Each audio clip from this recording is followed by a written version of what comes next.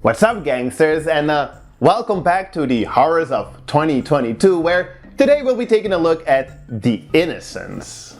Let's see, which one shall we pick? I guess this Norwegian one is closest to 2022, so let's do that one. Again, guys, it's the horrors of 2022-ish. Just bear with me. Anyway, written and directed by Eskil Vogt. Is that right? Who, among other things, co-wrote the Oslo trilogy, which was recently closed out by The Worst Person in the World, which is an amazing movie, but we're here for The Innocents. And you know what? Let's just jump into it. We follow this little 9-year-old girl who recently moved to a new place with her parents and autistic older sister. And man, does this movie do a fantastic job at immediately making the audience just absolutely hate our protagonist. Putting glass in the shoe of your older sister who can't verbally communicate? No problem. Although, she does seem pretty well adjusted compared to this boy who she befriends during their summer break, who seems to be getting a kick out of torturing cats.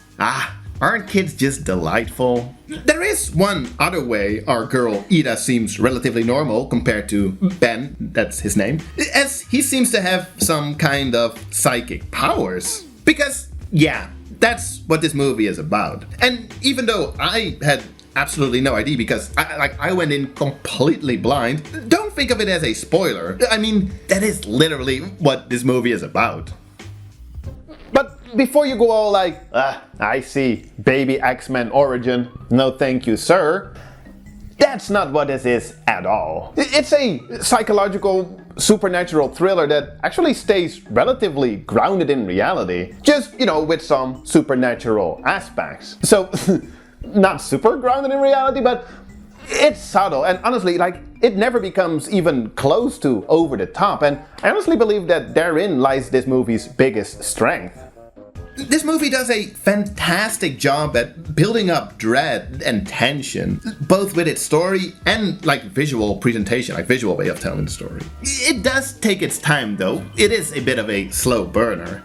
Another girl initially befriends Anna, Ida's older sister, and then little by little, the four of them start experimenting with their newfound powers and getting themselves into darker and darker territory. So, yeah, it is very reliant on child actors, which can be like, but they do a sincerely great job. Believable performances, especially for all seemingly first-time featured actors. The girl playing Ida, she's great. There's a lot of just like reaction shots, if you will, and they're rather expressive and effective. And with this focus on these kids, it is also very much told from a child's perspective. Their curiousness, childlike wonder, and eventual loss of innocence, it seems to be a bit of a theme here, and it works great. And I really don't want to spoil much more, but I will tell you that I absolutely loved the ending. It's like, it feels pretty high stakes, but at the same time, it's very subtle and nuanced in the things that are actually happening on screen.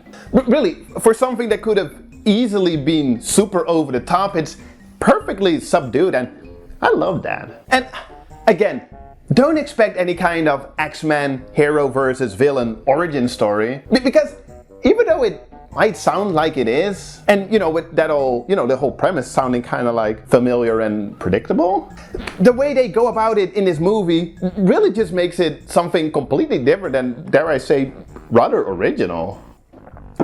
So yeah, kind of love this one. Definitely more a supernatural thriller rather than a horror movie, although it does have a, you know, like a handful of like scary, creepy moments and touching ones while we're at it. I know I called it a slow burner earlier, but honestly, like, while watching it, it kind of flew by, which really is a testimony to how effectively engaging it all was, at least to me personally. So yeah, if that sounds like something you'd enjoy, check it out, and if you do, or if you've seen it already, what did you think of it? Let me know in the comments, and then I'll see you guys again in a couple of days with some more horrors of 2022. So yeah, is that how I end all of the videos? Cheers guys, have a nice day.